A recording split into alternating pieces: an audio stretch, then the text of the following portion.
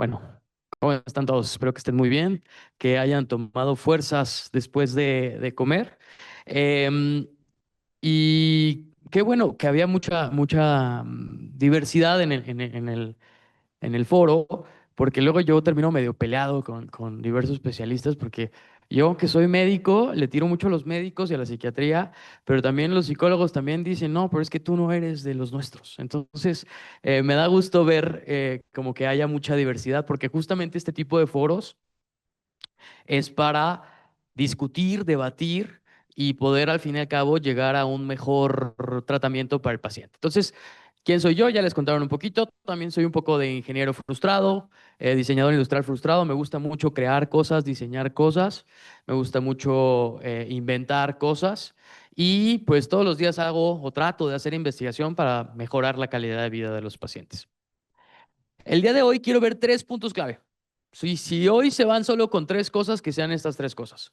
¿Por qué necesitamos un tratamiento integral para la depresión? ¿Qué son las técnicas de neuromodulación y cómo forman parte del tratamiento integral? Y por último, ¿en qué pacientes se pueden aplicar técnicas de neuromodulación? ¿Va? Tres cosas muy sencillitas que quiero que se vayan con ellas en la cabeza. A ver, no les voy a repetir mucho esto, ya lo vieron. Depresión es un gran problema, muchísimas personas lo sufren, pero quiero que nos centremos en esta parte. 50% de las personas, más o menos, entre el 40 al 60%, no responden correctamente a un antidepresivo. Otro dato perturbador es que se mueren más personas al año de suicidio que de homicidio. Es decir, tanto nos quejamos de la violencia, pero muchas veces la violencia viene desde nosotros mismos. Y 50% no responde al tratamiento. Y aquí existe una gran disyuntiva, ¿no? Por una parte, mucha gente, sobre todo una gran corriente de antipsiquiatría en los últimos años, que está, perdón, criticando fuertemente el uso de antidepresivos, ¿no? Por otra parte, como vivimos en un mundo muy polarizado, tenemos un área psiquiátrica que defiende a capa y espada a los antidepresivos. Y para platicarles un poquito de eso, de si funcionan o no funcionan los antidepresivos, me gusta hacer un ejercicio mental y movernos al siglo XVIII. Y en el siglo XVIII, ustedes si tenían dolor torácico, fiebre, tos, e iban al médico, ya sabía el médico del siglo XVIII que existía algo que se llamaba neumonía. ¿Ok? Sin embargo, el médico del siglo XVIII no tenía idea que había neumonías virales, que había neumonías bacterianas, que había neumonías micóticas, que había neumonías autoinmunes, irritativas, todo el tipo de neumonías que se pueden ocurrir. No sabía el médico de la época. ¿Qué hacía el médico de esa época? Bueno, les daba un jarabe. Y a lo mejor el jarabe tiene una acción antiviral, es decir, mata virus el jarabe. Y tú, aún así, te mueres. No te funciona el antiviral que te dieron. Y la conclusión que dirían algunos es que no sirve el medicamento. No, sí sirve el medicamento para matar virus. Muy seguramente tú tenías una infección bacteriana o por hongos o autoinmune, pero no sabía el médico de esa época y te dio un tratamiento que a lo mejor si hubieras tenido una infección viral, se te hubiera quitado tu problema, ¿va? Entonces, ¿por qué no funcionó el medicamento? Porque no estaba enfocado al tipo de neumonía que tenía el paciente. ¿Qué pasa cuando nosotros vamos al médico? Llegas con tus signos, tus síntomas, dolor torácico, fiebre, tos. ¿Qué hace el médico? Te va a pedir algún estudio de gabinete, un estudio, algún biomarcador para evaluar qué está causando estos síntomas y al final te van a diagnosticar con algo, con una enfermedad, ¿no? Conjunto de signos y síntomas con una fisiopatología común causado por una etiología en particular. Es una definición, bueno, que me dieron hace muchos años, pero me gusta porque deja muy claro qué es una enfermedad. Pero ¿qué pasa cuando vamos por una enfermedad mental? Igual tengo mis signos y mis síntomas. Estoy triste, estoy ansioso, tengo insomnio. ¿Qué estudios de gabinete y biomarcadores hacemos? Pues no hacemos, ¿no? Y cuando diagnosticamos, lo que hacemos es aplicamos unos criterios diagnósticos que nos explicaron en la mañana y estos criterios diagnósticos engloban a una población específica que tienen esta clínica. Pero vean la diferencia. Cuando hablamos de una patología que ven otras especialidades, hablamos de una fisiopatología común causada por una etiología en particular. Y cuando hablamos de enfermedades mentales, estamos hablando de un checklist, básicamente. Un checklist que nos dice muy poco o nada sobre la biología que hay detrás de la enfermedad. Un poquito de historia. Yo sé que esto ya lo vimos, pero quiero hacer algunas énfasis, y aquí es donde yo me peleé un poquito con los psiquiatras.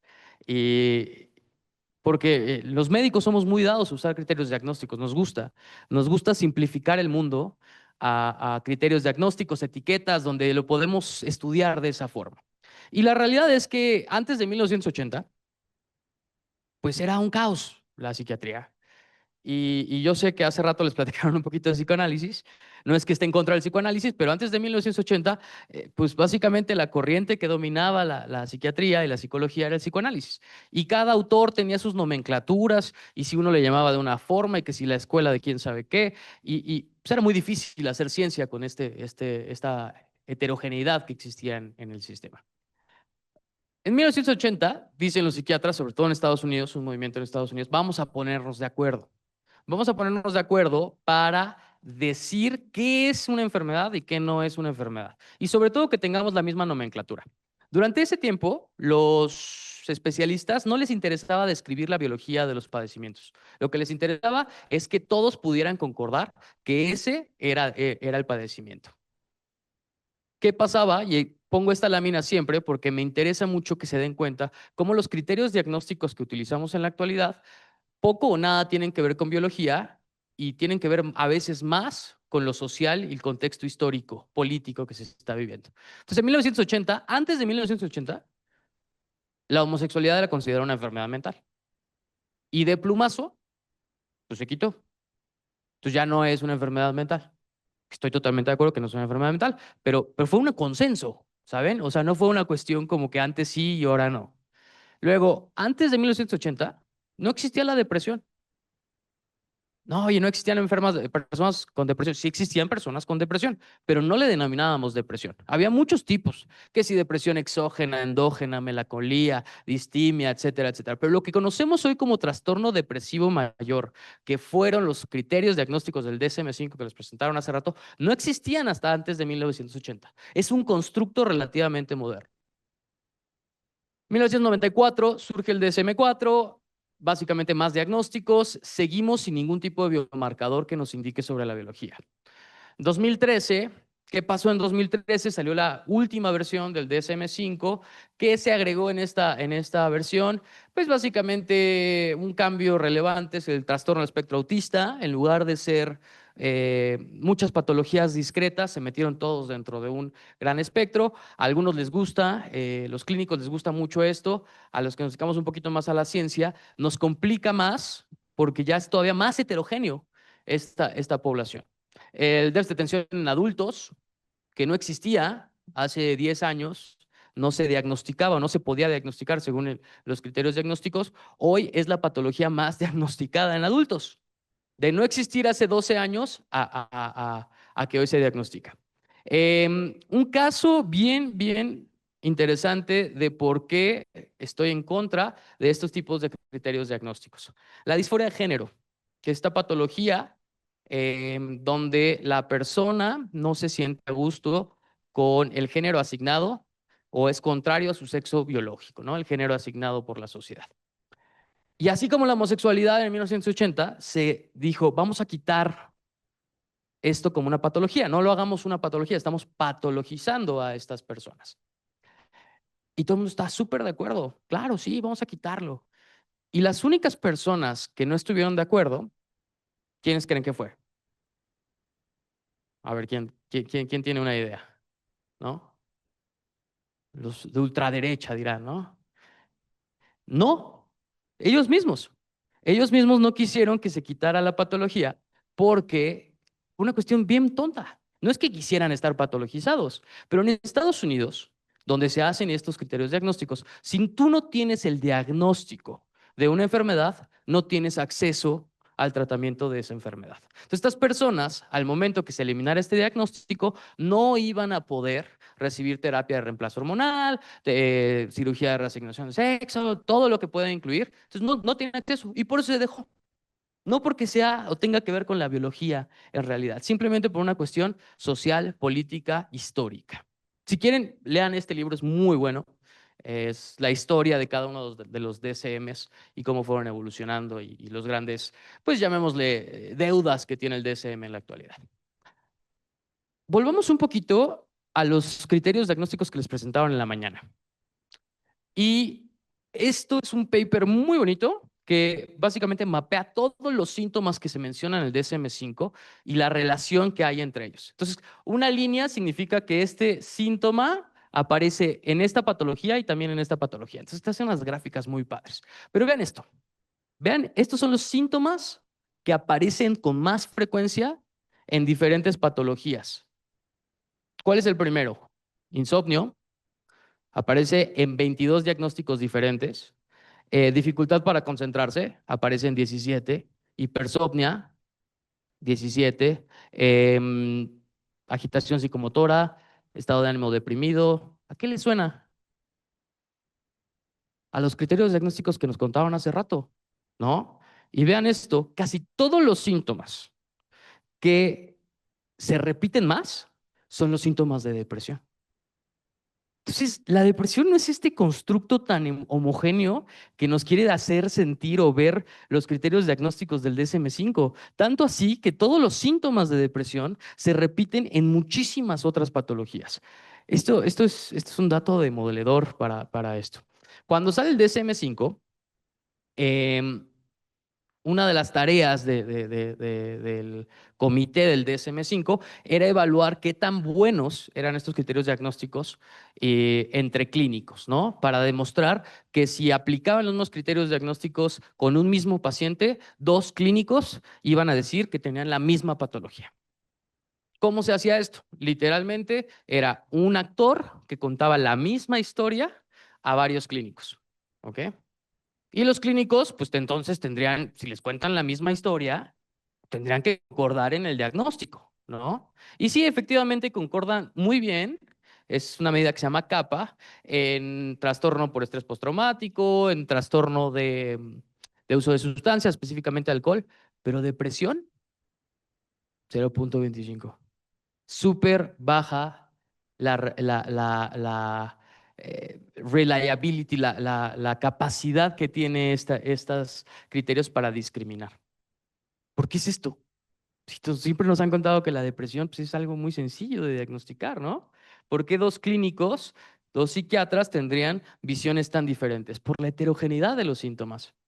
Este es un estudio del mismo grupo que les acabo de platicar, donde básicamente hacen o distribuyen toda la sintomatología del DSM-5 y ven qué tan heterogéneos u homogéneos son los diversos trastornos que hay. Y vean, en los más heterogéneos, pues definitivamente tenemos depresión, ¿va? Cuando hay otros que están muy bien definidos, que prácticamente no hay un overlap con otros trastornos.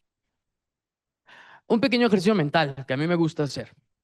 Entonces tienes dos pacientes, uno de 25 años, previamente sano, y tienes uno de 65 años que tiene lo que yo denomino KIT arriba de 60 en México, depresión, obesidad, triglicéridos, hipertensión, diabetes, todo, ¿no? Y esta es una reducción al absurdo, no es que vaya a suceder, pero imaginen que sucede de esta forma. Los dos pacientes llegan y nos cuentan exactamente la misma historia. La misma historia clínica. No, que yo hace 2 semanas empecé con esto. Y llega el otro paciente de 65. No, es que yo hace 2 semanas empecé con esto. Es decir, conductualmente, lo que podemos ver de la clínica es exactamente igual. ¿Va? Ese primer episodio. Y estos pacientes, según lo que vimos hace rato, el tratamiento de elección, pues psicoterapia y inhibidor de la recaptura de serotonina. ¿Va? Que sería lo que dicen las guías internacionales sobre el tratamiento de depresión. Pero son los casos iguales. ¿Estos cerebros van a tener las mismas características? O sea, un cerebro de una persona de 65 años con diabetes, hipertensión, ¿va a ser igual que un cerebro de una persona de 25 años? La clínica es igual. La biología va a ser igual.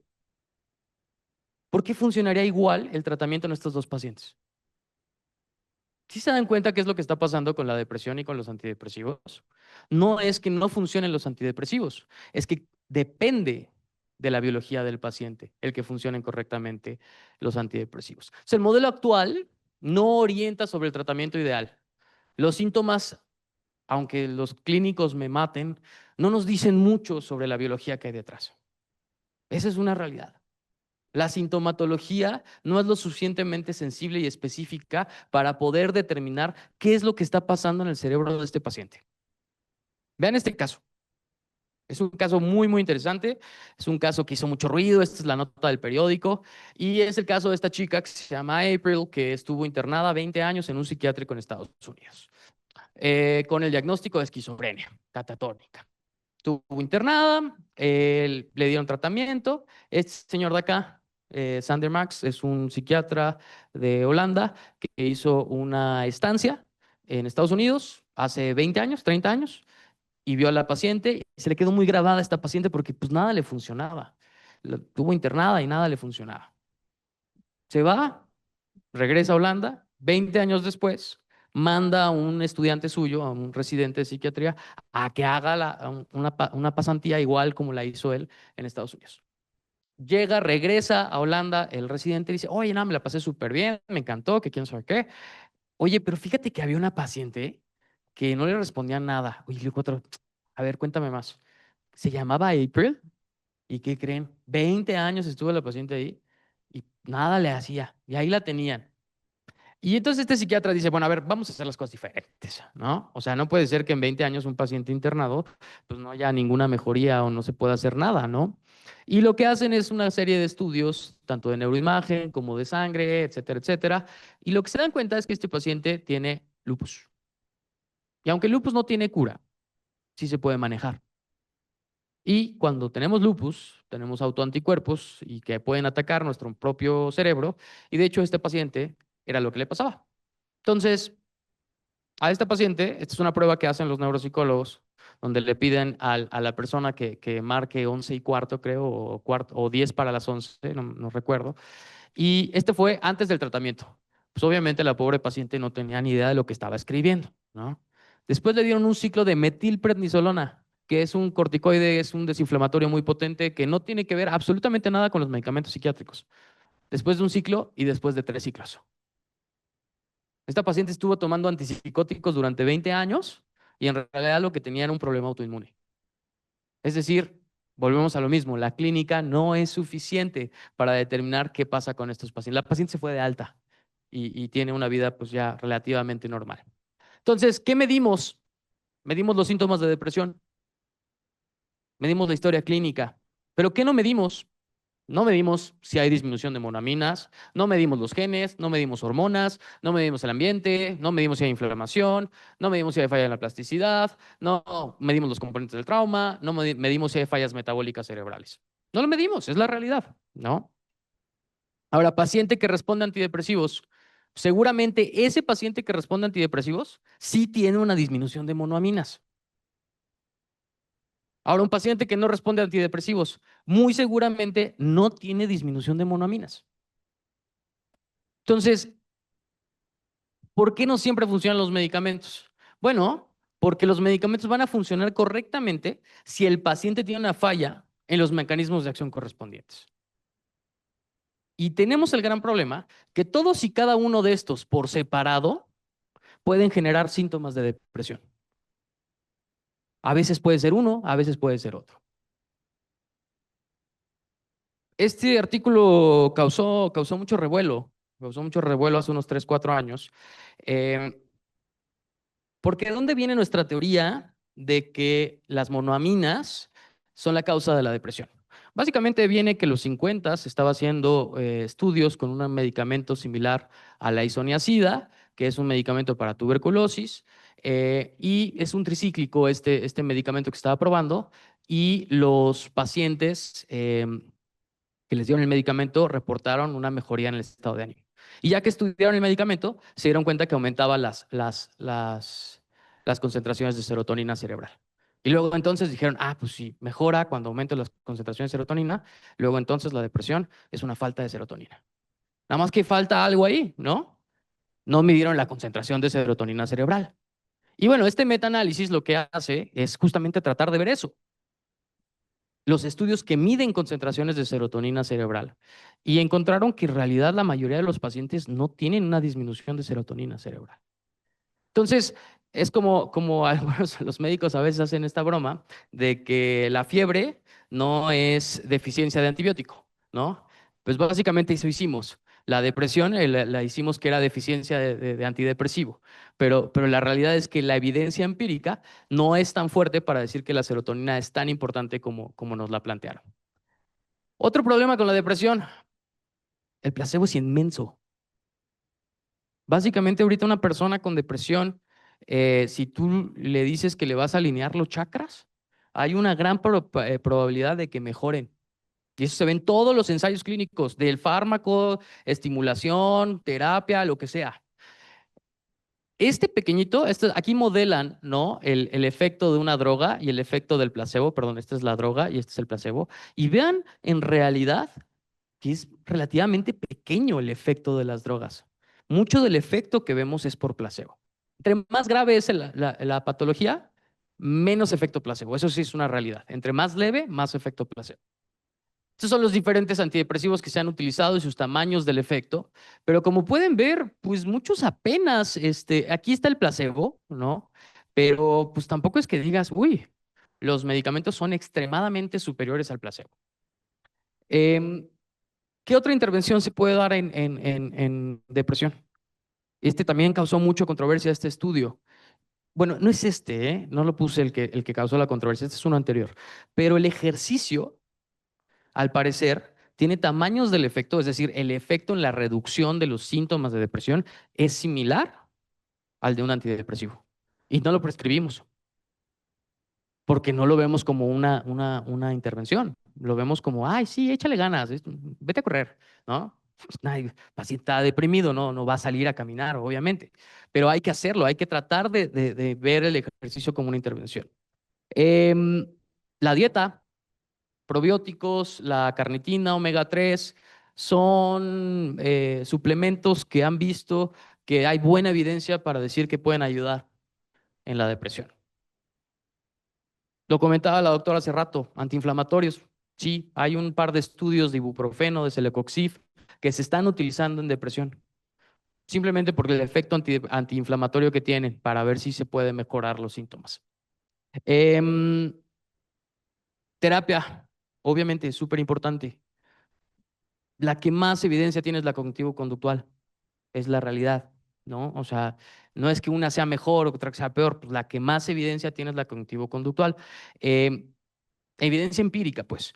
Lo que sí también es un hecho es que independientemente, factor que más predice que un paciente mejore con terapia psicológica no es la corriente de la terapia o la escuela, es la relación que generan, el vínculo terapéutico que generan psicoterapeuta y paciente. Entonces, yo en general cuando digo, pues, con que vaya a terapia, obviamente si puede ir a cognitivo-conductual mejor, pero también no pasa nada, puede ir a otras. Y esto es lo que estamos buscando. Va a estar difícil, lo tengo que decir, va a estar difícil. Pero lo que estamos buscando es utilizar biomarcadores para estratificar a los pacientes de acuerdo a su biología. No nada más de acuerdo a sus síntomas, a su clínica, sino de acuerdo a su biología. Lo que está pasando el día de hoy es esto.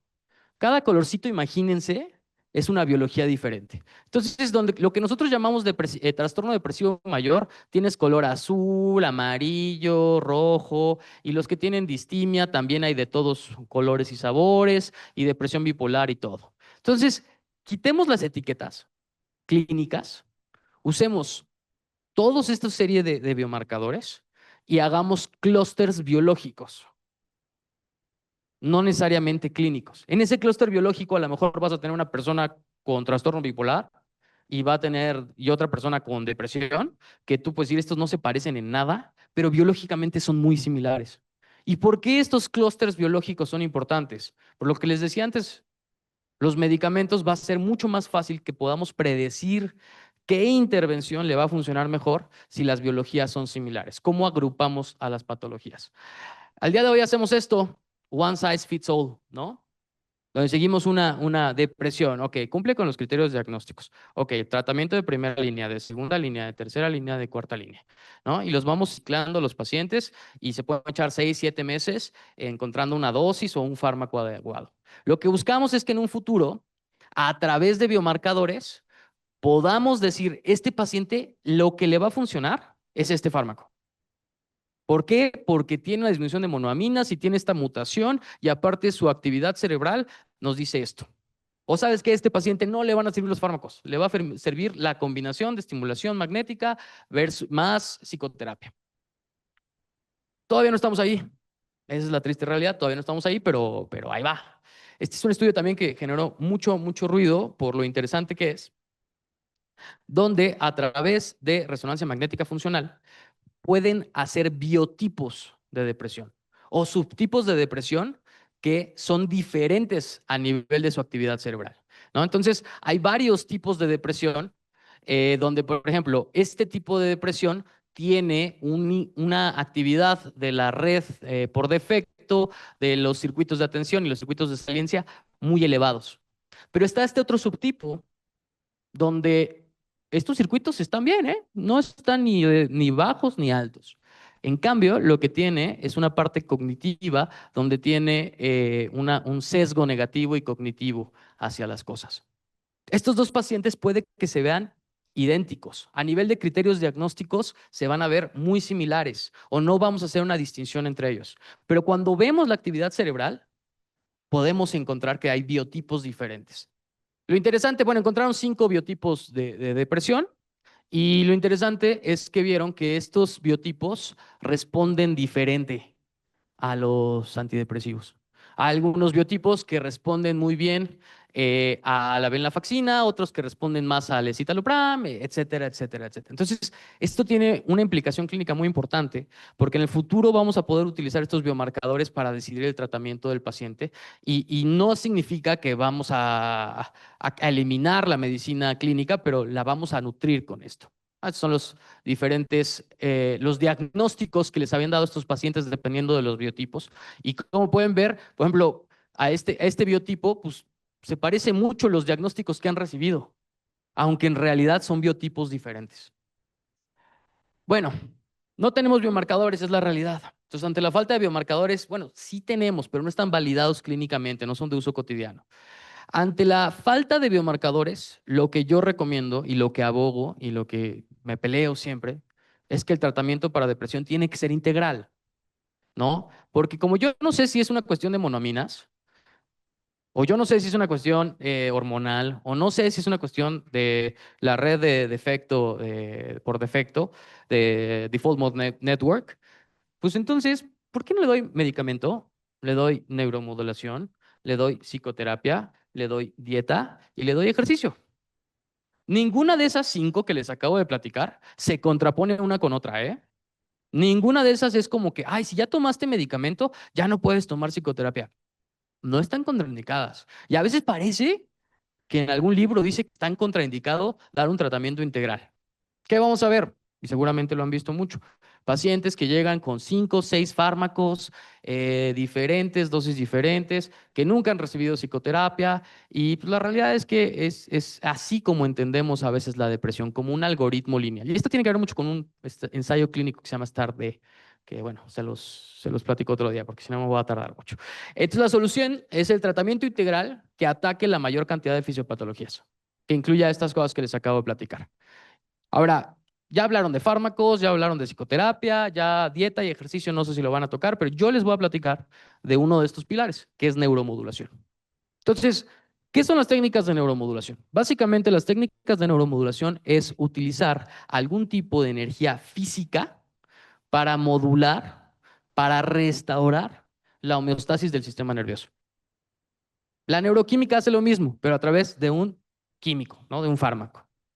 En la neuromodulación utilizamos un agente físico. ¿Qué agentes físicos? Electricidad, campo magnético, el sonido, el ultrasonido se puede utilizar para modular la actividad cerebral. Y las vamos a dividir en 2 grandes rubros. Invasivas y no invasivas, ¿vale? Las invasivas, la más conocida, estimulación cerebral profunda, súper buena para Parkinson. De hecho, tengo aquí unos videos, no sé si los pueda ver, o sea, los voy a tratar de poner, pero a ver. Miren, este es un pequeño video. Uy, ni modo, creo que los de Zoom se van a quedar sin video porque no me va a dar para tanto. Nada, es rapidísimo, ¿eh? Es, nada más es un video, se los podemos pasar. Se hace el procedimiento en una tomografía, ¿no? Para que puedan hacer el seguimiento de dónde se va a poner el electrodo. Se pone un estereotáxico. Este es un paciente con temblor esencial. Se hace la planeación, le ponen todo este armastote para que puedan meter la sonda que trae el electrodo en la zona cerebral específica. No se preocupen, no va a haber sangre, pero vean aquí, lo están marcando para que sepan dónde poner las cosas y al final se traza por medio del software una trayectoria donde va a entrar por el estereotáxico el electrodo, ¿vale? Algo bien interesante, esto se hace un monitoreo in vivo, ¿no? En el momento donde el paciente está, lo están operando, ahí le está haciendo unas pruebas, donde para ver si en el área que están estimulando, de verdad le quita el temblor o no le quita el temblor, ¿no? Creo que aquí un poquito más adelante. Entonces, vean, este es el before. Temblor esencial es un temblor de acción. Sucede cuando estamos haciendo una acción como tomar agua y ahí ya aprendieron el estimulador, ¿no? Súper, súper guau que se pueda hacer esto con estimulación cerebral no invasiva. Digo, invasiva. Voy a regresar a la otra. Ahí. Em, ¿Dónde se utiliza? Enfermedad de Parkinson, temblor esencial. ¿Qué tal en depresión? Híjole, está en investigación. ¿Cuál es el problema? El mismo problema que con los fármacos. Muchos mecanismos de acción diferentes para la depresión. Hay muchas cosas que pueden causar depresión. ¿Qué sitio estimulas?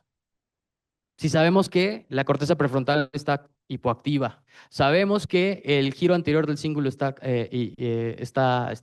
alborotado, sabemos que la amígdala está alborotada, sabemos que la vénula lateral está alborotada, sabemos que el núcleo accumbens está hipoactivo. Entonces, ¿dónde estimulas? ¿Dónde pones el electrodo? ¿En qué parte del cerebro si son áreas tan diversas? Entonces, lo que pasa es que algunos pacientes que les ponen el estimulador cerebral profundo tienen una mejoría muy notable, como pueden ver aquí, y otros de plano no tienen respuesta. Por eso sigue en investigación.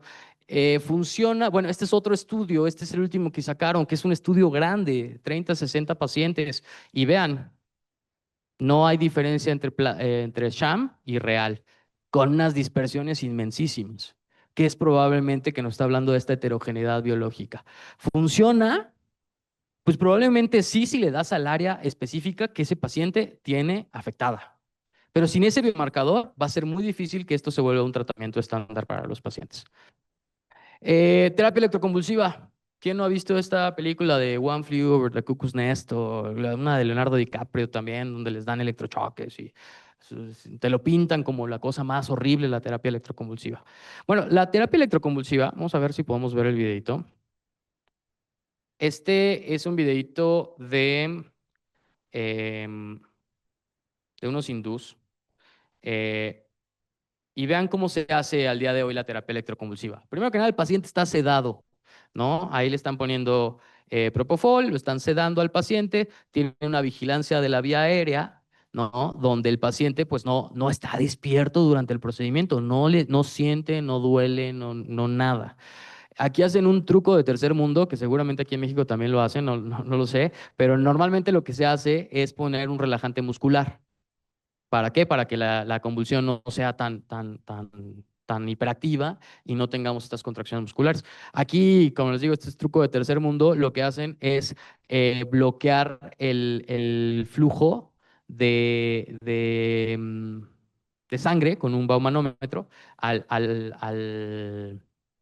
brazo. Entonces, ahorita van a ver, van a dar el electrochoque, que es una frecuencia alterna, es como muy similar a lo que sale directamente de la línea. Se pone con dos electrodos. Hay varias formas de ponerlo, bitemporal o puede ser también frontal. Pero la realidad es que pues, el paciente no siente. Entonces hay que desestigmatizar esto porque el paciente no está sintiendo absolutamente nada, ¿no?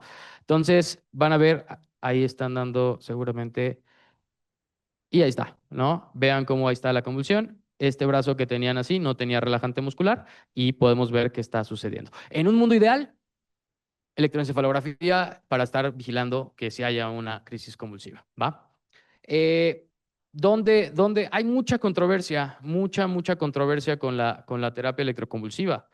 Desafortunadamente hay mucha controversia por toda la cultura popular que hay alrededor de ella, pero la realidad es que tiene muy buenos resultados para depresión con rasgos psicóticos, depresión con catatonia, la psicosis también, en la misma psicosis también se utiliza mucho la terapia electroconvulsiva con muy buenos resultados. Ahora, donde puedo aceptar la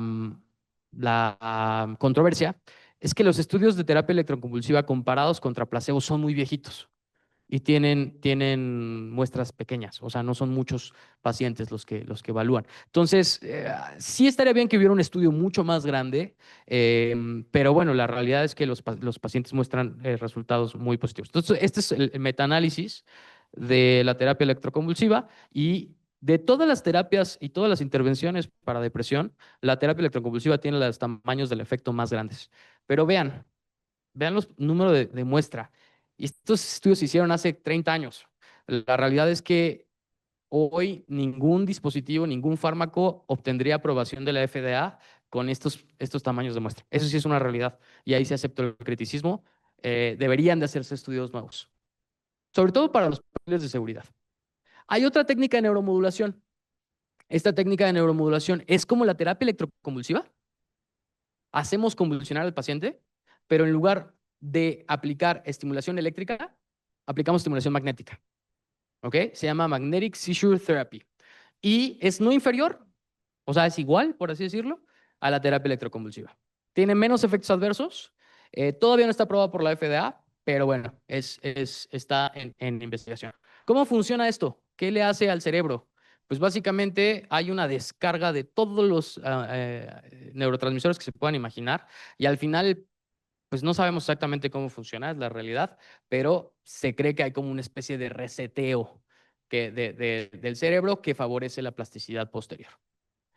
Esta de acá también se las comentó por ahí, estimulación del nervio vago, invasiva, donde se utiliza más en epilepsia y durante muchos años en depresión.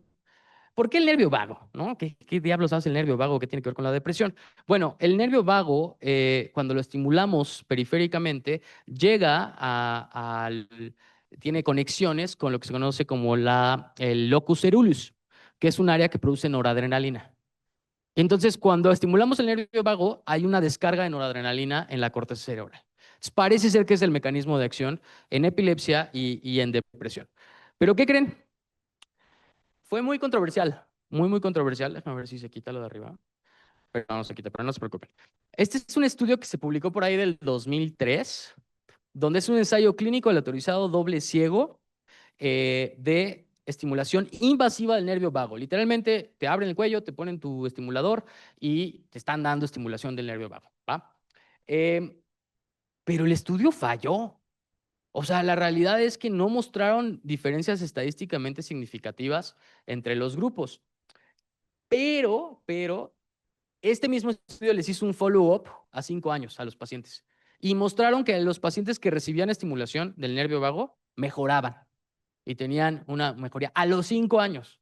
Y ya con eso la FDA les dijo, sí, ándale, pruébalo, está bien, no pasa nada. Pero el problema es que, vamos a lo que les comentaba, los seguros de gastos médicos no lo cubrían porque no tenían suficiente evidencia. Entonces, ¿qué hizo esta empresa? Hizo un nuevo estudio. Ay, creo que se me cambió aquí. Hizo un nuevo estudio eh, reciente, salió este año y no tuvo resultados. No funcionó después de un año de estimulación. Entonces, la misma FDA dijo, no, pues ya no lo apruebo. Entonces, hoy por hoy ya no está recomendada la estimulación de nervio vago para depresión. Para epilepsia sí, pero para depresión no. Otra técnica de neuromodulación, estimulación de corriente directa. Muy sencillo. Básicamente, o sea, de verdad, suena broma, pero agarras una batería y te la conectas los dos polos, ¿no?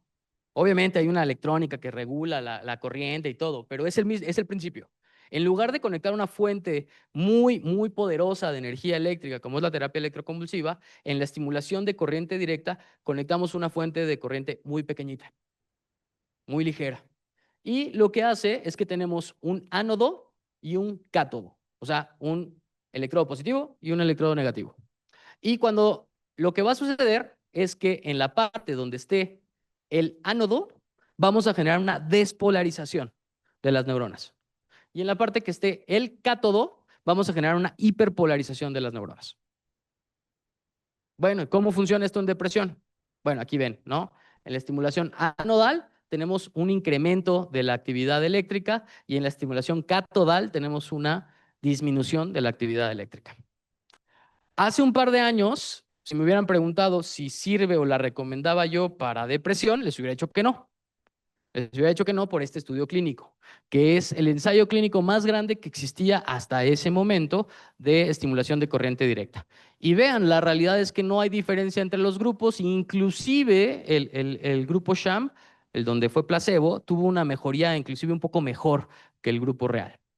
Pero bueno, ¿por qué es esto? ¿Por qué no algunos pacientes parece que funciona y otros no? Bueno, a diferencia de la estimulación magnética que ahorita les platicaré, la estimulación eléctrica tiene que pasar el cuero cabelludo, el cráneo, los músculos, dura madre, todo, la electricidad para llegar al cerebro.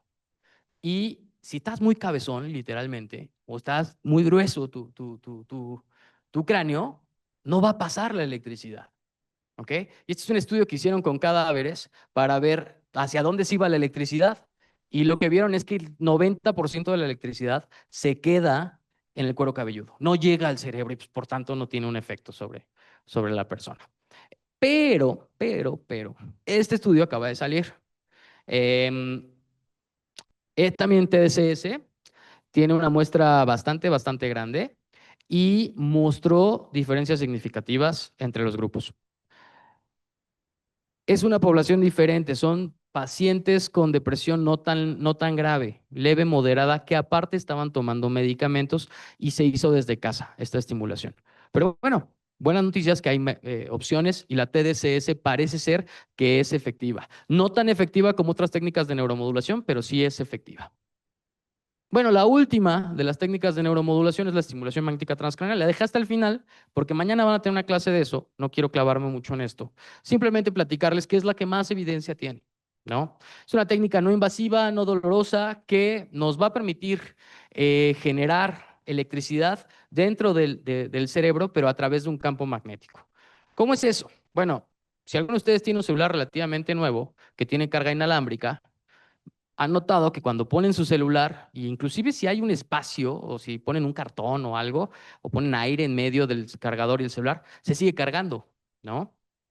¿Por qué se carga el celular? Porque el cargador está emitiendo un campo magnético que sube y baja. Y ese campo magnético se convierte a su vez en electricidad dentro del celular. Bueno, es lo que hacemos con estimulación magnética transcraneal, pero en lugar de usar un cargador, usamos una bobina y en lugar de tener un celular, tenemos nuestro cerebro. Entonces es una especie de cargar nuestro cerebro a través de un campo magnético. Se llama principio de inducción electromagnética, lo descubrió Faraday. Básicamente lo que dice este principio es que cuando conectamos una fuente de energía eléctrica a una bobina que está enrollada sobre sí misma, es básicamente un cable enrollado sobre sí mismo, es una bobina, vamos a generar un campo magnético. Faraday dijo, ok, bueno, si la electricidad puede generar un campo magnético puede generar electricidad. Hizo este experimento, puso un imán y no generó electricidad. Y ahí la mayoría de nosotros nos hubiéramos rendido y hubiéramos dicho, pues esto no funciona. Pero Faraday hizo algo muy interesante. Empezó a mover este imán. Y cuando el campo magnético sube y baja, sí generamos electricidad. Y esto es bien importante porque la estimulación magnética transcraneal tiene el nombre magnético. Y el 99% de las personas, cuando escuchan magneto, se van a imaginar un imán, ¿no? Entonces, cuando nosotros hablamos de estimulación magnética transcranial, la gente piensa que ponemos un imán en la cabeza. No es eso. Eso se llama magnetoterapia o imanoterapia y pues no tiene mucha evidencia, es la realidad. Esto sí tiene mucha evidencia. Entonces, básicamente esto es lo que hacemos. Estimulamos o emitimos un campo magnético sobre un área cerebral y dentro de esta área cerebral vamos a generar electricidad. ¿va? Podemos tener dos efectos con la estimulación magnética transcranial, así como con la estimulación eléctrica tenemos un efecto despolarizante y otro hiperpolarizante, dependiendo del polo que pusiéramos. Bueno, con la estimulación magnética transcranial va a depender más de la frecuencia. Altas frecuencias van a generar un aumento de la excitabilidad cortical, un aumento de la actividad cerebral. Bajas frecuencias va a generar un apagado del cerebro. ¿Ok? ¿Esto para qué me sirve? Bueno, imagínense este caso, los últimos 20, 30 años, hemos visto que los pacientes con ciertas patologías del sistema nervioso central tienen alteraciones en neuroimagen. Este es un paciente con trastorno obsesivo compulsivo, que se le hizo una resonancia magnética funcional y vemos que hay un incremento, un exceso de actividad frontal, ¿no?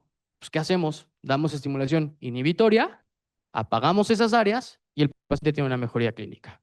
Igual, depresión, esta área de acá, corteza prefrontal dorsolateral izquierda, que yo siempre me río cuando tenemos, ahorita les platico, pero cuando doy clase de esto y de otras patologías, siempre parece broma, pero es la única corteza que damos para todo, que si dolor, prefrontal izquierda, que si esto, prefrontal izquierda, pues funciona, ¿no? Al parecer es un nodo muy importante de muchos circuitos celulares, cerebrales. De hecho, está muy bien conectada con un área que se llama área subgenual, el giro anterior del cíngulo subgenual. Y aquí lo que hacemos, está apagada esta área, la prendemos, mejora el paciente. ¿Ok? ¿Se acuerdan que les decía que pues, frecuencias altas, prende, frecuencias bajas, apaga? Bueno, eso la verdad no lo inventamos. O sea, si ustedes leen los primeros papers, ¿por qué eligieron esas frecuencias?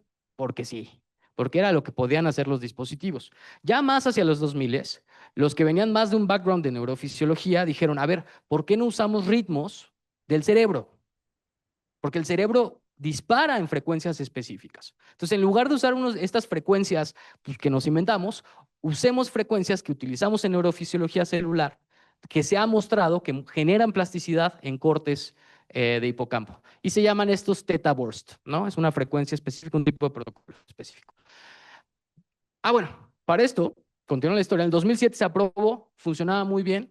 Era estimulación de 10 Hz, de 10 pulsos por segundo. Bueno, 2017 mostraron que estos ritmos que vienen del hipocampo, que se llaman theta burst, son igual de efectivos que la estimulación magnética transcranial típica, pero se dan en menos tiempo y es menos invasivo para el paciente. Eso es como, hasta ahí era wow, pero ahorita quiero que vean lo que se ha logrado en los últimos años. Han hablado mucho de ketamina y la ketamina y la ketamina. La ketamina se va a quedar corta con lo que les voy a presentar. Esto de acá es un estudio en ratones que vieron que si nosotros espaciamos las estimulaciones, tenemos mejor efecto de plasticidad. Hay un efecto más grande, ¿no? ¿Cuánto lo espaciamos? 60 y 90 minutos. Si espaciamos 60 y 90 minutos una estimulación, el efecto es más grande.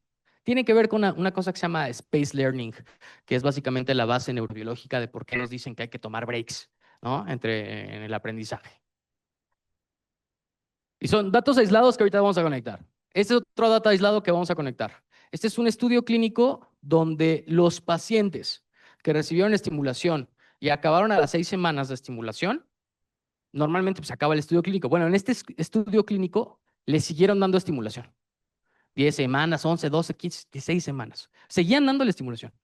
Y normalmente cuando nosotros vemos un fármaco, vamos a ver que sube y ahí se queda. Ya no va a aumentar.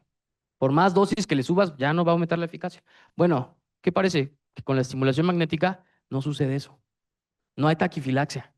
Es decir, si tú sigues dando y dando y dando y dando estimulación, el paciente va a mejorar. Aquí lograron, después de 16 semanas, que claramente no es lo que normalmente damos, casi el 100% de los pacientes habían remitido en sus síntomas. ¿Qué otra cosa? Otro dato aislado. Corteza prefrontal dorsolateral izquierda que les decía. Bueno, nosotros normalmente cuando pensamos en estas áreas, pensamos que todas igual, ¿no? Que toda es homogénea. La realidad es que no. La realidad es que la corteza prefrontal dorsolateral izquierda tiene varias subpoblaciones. Y si nosotros queremos afectar el giro anterior del cíngulo, que está mucho más profundo, a través de la corteza prefrontal dorsolateral izquierda, tengo que darle a la parte de la prefrontal izquierda que está conectada con el cíngulo. No toda está conectada. ¿Ok? Entonces, no toda la corteza es igual. Hay algunas áreas de la corteza prefrontal izquierda que están más conectadas con el giro anterior del cíngulo y otras que no están tan conectadas con el giro anterior del cíngulo. Bueno, estos locos, porque la verdad está de locos, es algo muy interesante, dijeron, hay evidencia de que si yo doy sesiones separadas por 1 hora, va a funcionar mejor. Hay evidencia de que si yo doy muchas sesiones, va a funcionar mejor. Y hay evidencia de que si yo busco y le doy específicamente a la corteza prefrontal dorsolateral izquierda, que está conectada con el cíngulo, va a funcionar mejor. ¿Ok? ¿Qué hicieron?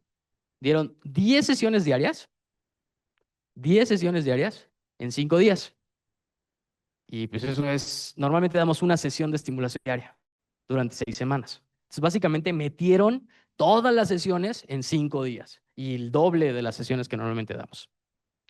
Este es el primer estudio que hicieron. Eran pacientes súper malos. O sea, estaban muy mal. Eran pacientes que ya habían pasado inclusive por terapia electroconvulsiva, iban a estimulación cerebral profunda. Y vean esto. En una sola semana pasaron de aquí a aquí. En una sola semana, 5 días de estimulación.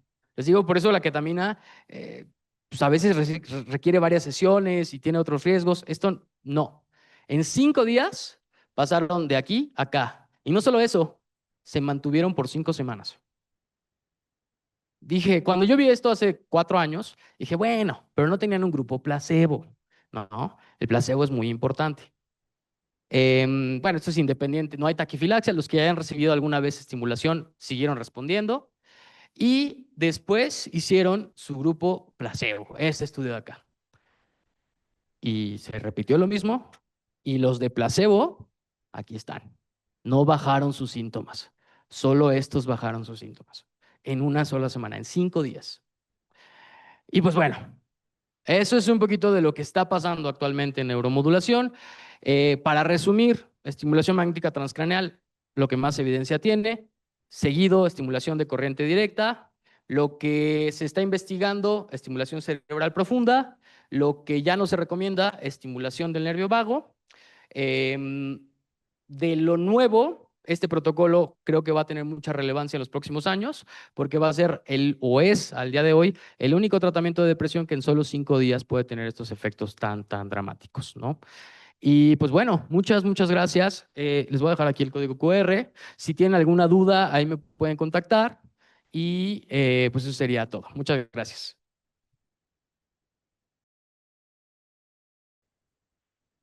Muchísimas gracias, doctor Gabriel, por increíble plática. Tenemos todavía 5 minutos para preguntas. ¿Alguien?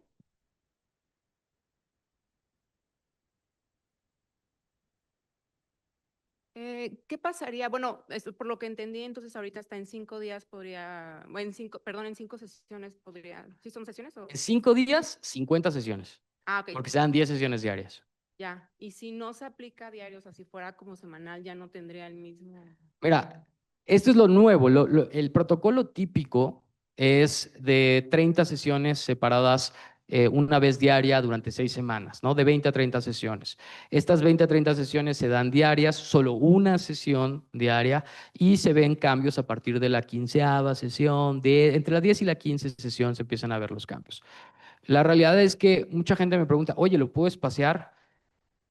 Pues de que puedes, ¿no? La realidad es que entre más lo espacies, más va a tardar en hacer efecto, ¿no? Es como ir al gimnasio. Los mecanismos de la estimulación magnética transcraneal son a partir de plasticidad. Entonces, si tú vas al gimnasio una vez al mes, pues te vas a tardar bastante en cargar el doble del peso que cargabas. Entonces, es más o menos similar lo que pasa con la estimulación. Yo entiendo que los pacientes a veces se les hace muy pesado ir. Sin embargo, si es un paciente que tiene una depresión moderada, severa y que no le han funcionado los fármacos y que ya lleva dando vueltas un buen rato, va a querer tomarla. Esa es la realidad. Sí, sí, porque sí lo pensaba justo en eso, que a lo mejor va a ser como muy complicado que quiera ir diario y también no económico y todo eso. En mi experiencia sí es complicado, pero esto es proporcional a la gravedad. Entre más grave es, créeme que el paciente va a querer ir. ¿no? Obviamente, si es una depresión muy leve, pues va a decir, no, pues ¿para qué? Me tomo mi fármaco y listo, y aunque no me siento tan mal. Pero esto es una cuestión proporcional a la gravedad. Bueno, pero igual en conclusión, entonces también si lo llegas a pasear, sí también sirve, pero igual sí va a tardar más en ver esos resultados. No, no es algo que yo recomiende, Ah, espaciarlo en general. Se puede hacer. Conozco gente que lo hace, lo da cada tercer día, pero en mi experiencia, pues ok, ya no vas diario, pero en lugar de tardarte 4 o 6 semanas, te tardas 8 a 10 semanas. Entonces, es como el otro extremo. O sea, el paciente se harta. Dice, pues es que no estoy viendo cambios y ya llevo un buen rato aquí. Entonces, normalmente cuando la gente me pregunta, o como he visto yo, que vale la pena ofrecer esto, es explicarle al paciente que son 20 a 30 sesiones y que si toma 5 no le va a funcionar. No, las sesiones no se ofrecen, o por lo menos yo no recomiendo que se ofrezcan de forma unitaria, ¿no? De un costo, ay, es que una sesión cuesta 50 pesos. No, el tratamiento completo cuesta esto. ¿Por qué? Porque si no, el paciente tiene que entender que para que tenga efecto tenemos que tomar bastantes sesiones. Y si yo le doy una, pues a lo mejor una no va a sentir nada y va a decir, ya no regreso, ¿no? gracias. Por parte del público hay más preguntas.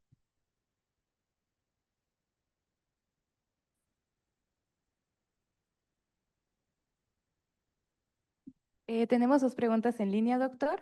La primera es, ¿quiénes pueden capacitarse para llevar a cabo estas sesiones? A ver, justamente no lo puse aquí. Nosotros tenemos un diplomado de técnicas de neuromodulación que da mi equipo científico y yo.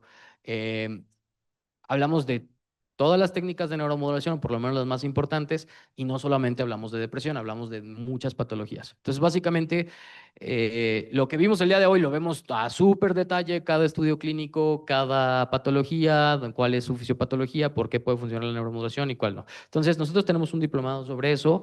La realidad es que no es un diplomado práctico. Yo sí recomiendo que tomen una sesión práctica, es relativamente sencillo aprender, pero una sesión práctica les puede ayudar a verlo. La TDCS, por ejemplo, mm, hasta el paciente solo se la puede aplicar, no hay tanto problema. La TMS sí puede ser un poco más complicado. Digamos, pongo como carreras específicas que deban prepararse para esto o si en general como cualquier tipo de persona podría. Desafortunadamente es algo muy nuevo porque en México, ¿no? En Estados Unidos y en otras partes del mundo ya es algo que está en cualquier hospital. Aquí en México casi ningún hospital público lo tiene, solamente consultas privadas. Mi recomendación es que sea personas que están involucradas en la atención de pacientes, ¿no? A veces aquí en México somos muy celosos los médicos y que solo los médicos lo pueden aplicar. Yo soy de la idea que los psicólogos y los rehabilitadores también pueden estar capacitados para aplicarla. En España así es. Hace una semana y media estuve en la Náhuac en un simposio de rehabilitación y un doctor, bueno, doctor porque tiene un doctorado, pero en realidad es fisioterapeuta. Él tiene su clínica en España para EBC y ellos hacen todo, ¿no? Y tienen un médico adscrito a la clínica que ve la parte médica pero no creo que es un monopolio. La neuromodulación puede ser más abierta. Ok, y la última pregunta sería, ¿cuál es el costo-beneficio que trae, digamos, este tipo de sesiones? Y relacionada con esta igual, el costo para del servicio para el paciente. Es muy buena pregunta. El costo-beneficio se ha analizado en diversos estudios que se llaman estudios económicos, donde literalmente se evalúa esto y sí resulta costo efectivo. Ahora, ya individualizándolo, la práctica clínica, especialmente en los pacientes mexicanos, la realidad es que sí es bastante más costoso que un fármaco. Esa es la realidad. Sobre todo los fármacos típicos de primera línea, fluoxetina, citalopram, estamos hablando que cuestan 100, 150 pesos, ¿no? Para todo el mes. Entonces, si me dijeras, oye, de primera línea, todos los pacientes de estimulación, no es que no quiera y no es que no crea que les pueda funcionar, es que creo que la mayoría de los pacientes no lo va a poder costear. Entonces, desde ese punto de vista, sí sugiero que no se ponga siempre al principio por el costo, no porque le vaya a hacer daño, simplemente por el costo. Ahora, parte de lo que yo en mi equipo de investigación hace es tratar de democratizar el acceso, tratar de democratizar los costos para que sean más accesibles a los pacientes. Ahora, ¿en quién sí es muy costo efectivo pacientes resistentes a fármacos. Esos pacientes, a ver, ya les dieron todos los fármacos y han gastado 6 meses en el fármaco más nuevo de patente, porque a veces también los médicos somos, no, es que tienes que comprar el de patente porque ese es el que funciona y pues, ya se gastó 10,000 pesos en pastillas y sigue sin tener efecto. Entonces, en esos pacientes sí recomiendo la estimulación y sí es costo efectivo. Yo tengo una pregunta. Claro. Dentro de los tratamientos de neuromodulación, últimamente también se ha visto en lo que es Australia y China, si mal recuerdo, la estimulación, pero justo es con ultrasonido.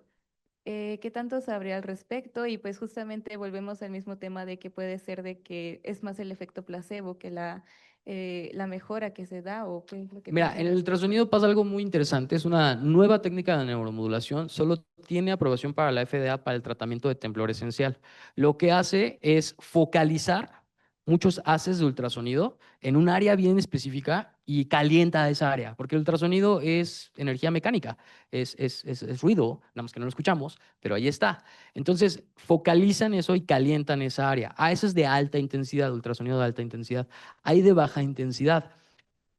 Está ahorita muy en boga como técnica neurofisiológica. Es decir, si yo quiero evaluar qué hace la amígdala, bueno, este tipo de dispositivos nos permite prender y apagar la amígdala de forma no invasiva. Requieres de una resonancia magnética y o sea, no es algo así tan sencillo, pero se puede. No hay todavía ninguna empresa que lo esté utilizando con fines terapéuticos para depresión o para alguna patología psiquiátrica. Hay ensayos clínicos, pero al momento no. Lo único que está aprobado es para temblor esencial. ¿Alguna otra pregunta dentro de la audiencia? Ok, entonces, igual si desean más información respecto a todo esto, en la parte de afuera está el stand de Actipulse. Y de nuevo, muchísimas gracias, doctor Gabriel, por su increíble plática. No, muchas gracias a ustedes.